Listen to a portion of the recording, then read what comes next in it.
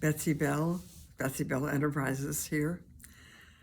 I was on the hike recently up in the mountains here in Western Washington and ran into a couple who were in their early 90s.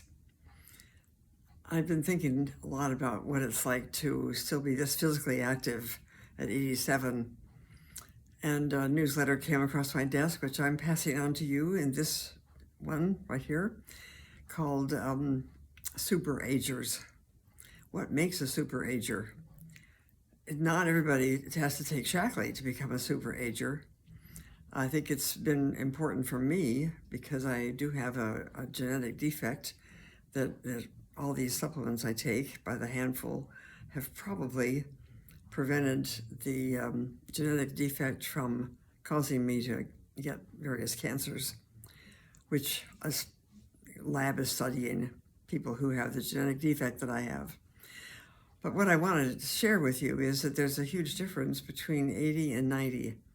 A lot of people at 80 are feeling pretty good, doing well, and then the divergence starts to happen.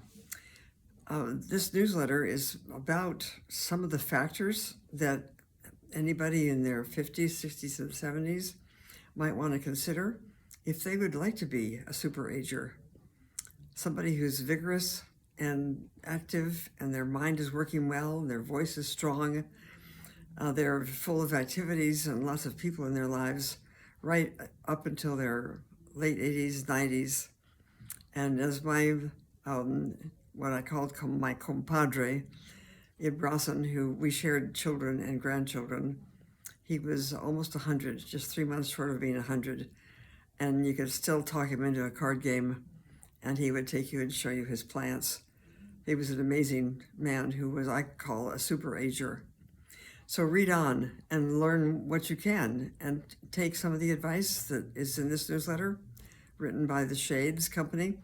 And I hope you'll, if you think there's some things there in the Shackley department that you'd like to use for yourself, or some lifestyle changes you'd like to make, please let me know about them.